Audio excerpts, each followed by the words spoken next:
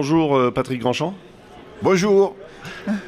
Donc Blastrac, on va dire Monsieur Blastrac, on peut dire ça comme ça depuis combien? Une vingtaine d'années? Non, 25 ans. 25 ans, alors, 25 ans en France et maintenant, là, depuis un an, je travaille au niveau européen sur le développement pour essayer de transposer les bonnes habitudes de Blastrac France au niveau européen et convaincre mes collègues qu'il faut pas travailler n'importe quoi, qu'on n'est pas que des fabricants de matériel, on est là aussi pour aider les entrepreneurs à protéger leurs ouvriers et protéger l'environnement. Je pense que ça a été la clé de notre réussite. Très bien. Donc avec des machines, voilà, Blastrac c'est exactement machine. Les machines connues ici pour l'amiante. L'amiante, ok, mais les machines font pas forcément. Le concept machine n'est pas, et c'est pas forcément des robots, c'est des machines. Et après il peut y avoir des robots, mais pas seulement pour l'amiante. Donc la Blastrac fait pas que dans l'amiante. Alors au départ, déjà les machines, c'était des grenailleuses qui travaillent sans poussière pour la préparation des supports. C'est comme ça qu'on est arrivé dans l'amiante, puisqu'on travaillait sans poussière. Et il faut enlever des cols sans poussière. Et nous, déjà, on savait faire. Après, le problème, le seul additif, ça a été d'utiliser des aspirateurs adaptés. Donc on a toujours été vraiment sensible à ça, c'est-à-dire pas de poussière. Donc pour l'amiante, nous c'est venu naturellement puisqu'on savait faire. Après il a fallu progresser au niveau de l'aspiration, c'est-à-dire que là c'est quand on est entre pas de poussière, zéro poussière, il y a quand même un gros gap. Aussi protéger l'environnement en cas d'incident, c'est-à-dire avec des double filtration absolue, mise en contenant direct. On a vraiment progressé parce que c'est vraiment des étapes, quoi. Moi j'ai commencé en 97, au début c'était pas de poussière, ça allait, mais bon on vidait les bacs, on en mettait partout. Aujourd'hui c'est pas de poussière du tout, ni à l'intérieur de la zone où on travaille, et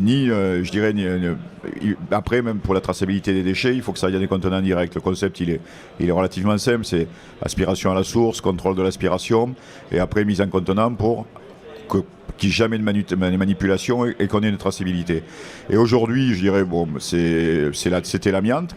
Après, il y a les peintures au plomb qui correspondent exactement je dirais, il y a les mêmes critères, même si la dangerosité est un peu différente, mais à la fin ça revient au même. Et maintenant j'ai la silice cristalline. Alors la silice cristalline, il y en a partout.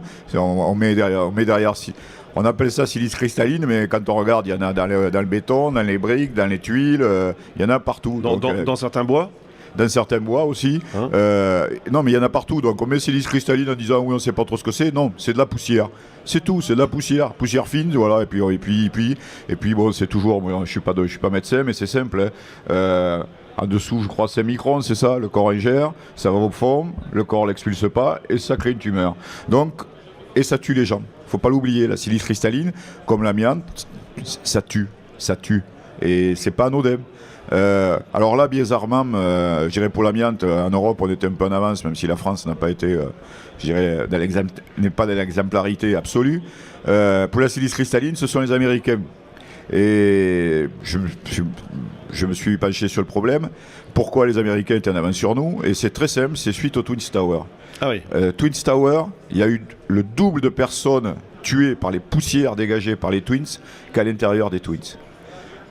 Donc, je le dirais franchement, un pompier de Poitiers qui allait en appui sur les Twins qui est décédé cette année. Donc c'est un pompier qui habitait à 500 mètres de chez nous, quoi. Donc c'est pas par hasard, quoi. Et les Américains, ça a été traumatisant pour eux. L'OSHA a mis des règles très précises à l'américaine. C'est très précis, très pragmatique. On n'est pas dans des réglementations d'ingénieurs de bureau.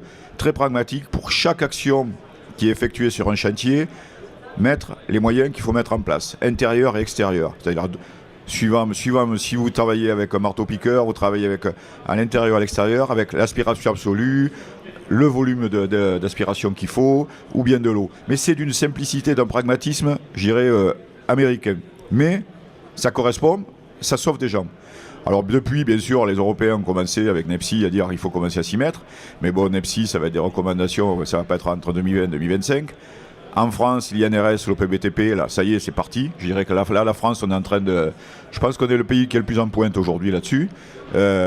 C'est bien, parce que, je le répète, comme l'amiante, la silice, ça tue. Alors, bien sûr, ici on est sur le village amiante et le podium et le ring, comme on a dit, puisque c'est forme de ring, hein, c'est la nouvelle formule de Polytech. On est sur un ring avec de la contradiction, hein, parfois, et des fois on est en phase. Sur la réglementation amiante, je reprécise, ce qu'on a pu repérer dans la prise en compte de l'ensemble des matériaux, produits, on va dire nocifs, CMR, exposant à des difficultés, pourquoi pas le nucléaire, parce qu'on voit maintenant amiante et nucléaire aussi, on a une dimension qui se rapproche. Hein, oui, des fois je suis un peu choqué moi parce que bon déjà je dirais puisque nous aussi on travaille dans le nucléaire, on a le droit d'avoir des intérimaires, pas dans l'amiante. Ah mais tiens voilà, on n'est pas donné ça, on peut avoir des intérimaires mais pas. Oui, ça m'a toujours les gens du nucléaire nous disent qu'ils sont qui sont à un niveau de sécurité très élevé, mais ils ont le droit d'avoir des intérimaires. Là je peux vous dire qu'on n'est pas tout à fait d'accord. C'est sûr. Alors on a repéré donc un petit delta, c'est par exemple sur les nanomatériaux qui sont a priori maintenant des choses dont on parle, formidable, ça va être les produits qu'on va mettre partout dans le verre pour qu'ils soient autoglissants, dans les ciments qui sont auto-nettoyants, etc., etc. Sauf que bon, déjà dans la pose, ça va être compliqué, mais surtout dans l'usure, c'est-à-dire dans le fait que ça va toujours relarguer de toute façon les nanomatériaux. Ils vont pas s'agglutiner, hein, ils vont rester comme ils sont. Bon, et donc là on a au niveau de la surveillance, on voit comme l'amiante étant très précis et avancé, on dit bah non, l'amiante, si l'amiante, on ne rentre pas dans les nanomatériaux. Or aujourd'hui, on sait qu'on va observer les fibres d'amiante et qu'on dit que certaines fibres d'amiante sont cancérogènes, mais d'une certaine taille, pas trop grandes, pas trop petites, etc. Toutes celles qui sont trop longues, on n'en parle pas trop, et surtout les tout petites, qui sont du coup des nanomatériaux. Mais on n'en parle pas dans la recherche nanomatériaux. Ah ben, on tourne la tête, comme d'habitude. On tourne la tête, mais le problème, c'est qu'après, bon, déjà, il faut les poser. Mais aujourd'hui, un jour, il faudra les enlever. Donc, on reviendra, quand on les enlève, on recrée du nanomatériau et personne se pose. On commence à se poser le problème, je vois par exemple pour les résines. Les résines, on commence à se poser vraiment le problème quand on les enlève. Jusqu'à présent, personne n'en parlait. Et là, il y a une étude faite par l'OPVTP là, sur qu'est-ce qui se passe quand on enlève des anciennes résines. Parce que bon, il y a quelques odeurs donc s'il y a des odeurs, c'est qu'il y a peut-être une petite réaction chimique, c'est peut-être qu'il se passe quelque chose. Donc là, il y a une étude de fait là, actuellement. On regardera ça. Donc, non, mais je crois qu'en France, il y a eu, au niveau du bâtiment, en général, il y a une prise de conscience. Au niveau de l'industrie, bon, je ne suis plus trop dans l'industrie, je ne sais pas, mais au niveau du bâtiment, il y a quand même une grosse prise de conscience. Alors pour conclure, parce que c'est des flashs, hein, donc c'est fait pour être intensif, je pose la question là aujourd'hui en flash, mais je la pose à tous les exposants. Demain, effectivement, ça continue, il y a d'autres salons, mais surtout ici pour l'UTEC, donc je retransmets un petit peu ici la demande de Stéphanie Guay, la DG de Polytech. Est-ce que la France, si on est un petit peu en avance, ou bien on a bien travaillé aussi bien le côté réglementaire, technique, pragmatique, financier aussi pour certains cas, est-ce qu'on est capable de considérer qu'il y a une French touch, et est-ce qu'on est capable de dire demain la France peut être un petit peu un modèle ou un éclairage sur d'autres pays? Comment ça se passe ailleurs?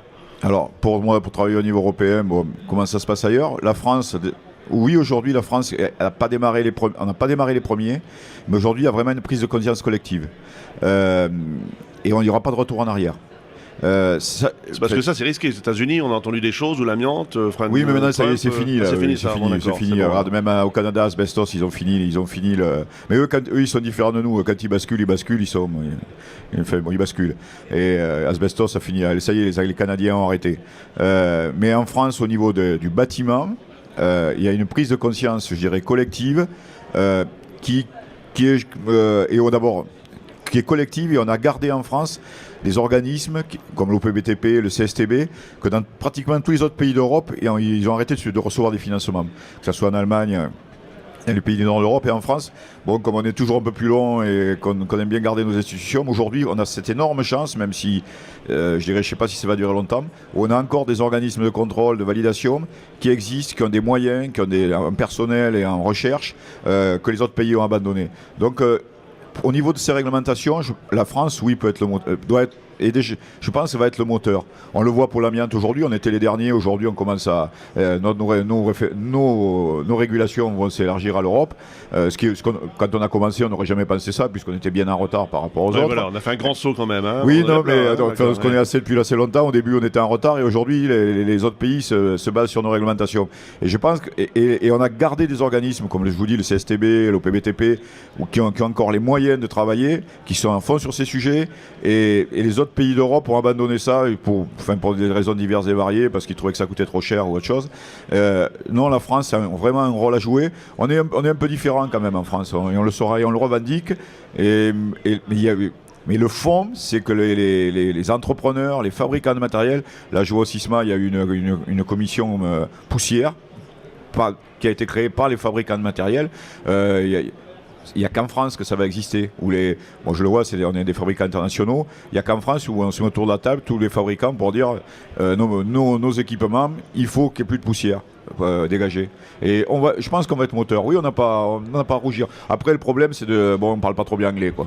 Voilà, c'est ça. Alors maintenant, ce sera une des demandes à Stéphanie, si elle nous écoute, de dire, je lui ai dit, pays francophone, ce sera déjà bien, mais l'Afrique, il y a pas mal de pays francophones. On a eu la délégation du Burkina Faso qui est venue effectivement avant-hier ici s'arrêter sur le stand d'amiante parce qu'ils ont exprimé clairement qu'il y avait une vraie demande au Burkina Faso de prendre en charge les choses pour que ça se passe dans la règle de l'art. Et là, il faut tous les acteurs autour de la table, des accompagnants pour la décision, la maîtrise d'œuvre pour pas faire n'importe quoi, des travailleurs des entreprises locales pour pas que ça soit non plus, on n'est pas là pour faire de l'importation, on est là ou bien de l'immigration professionnelle pour aller faire le travail à la place des autres. C'est aussi reconnaître qu'il y a du vrai travail à faire sur place, de l'accompagnement, des matériaux, de substitution aussi, et tout ça, il faut que ça se passe dans un encadrement. Alors Polytech ouvre la voie. Si demain, effectivement, on avait en Afrique un Polytech Afrique, pourquoi pas, mais dans les pays francophones, je crois que toi tu es déjà donc implanté dans certains pays d'Afrique, pourquoi pas, pas dire la bonne parole, écouter, on n'est pas là pour dire la bonne parole, on va dire comment nous on a fait et comment par contre ce qu'il ne faudrait pas faire si eux devaient le faire. Se prête ça aussi, borner un petit peu pour éviter les pièges qu'on a eu aussi il y a quelques années. Oui,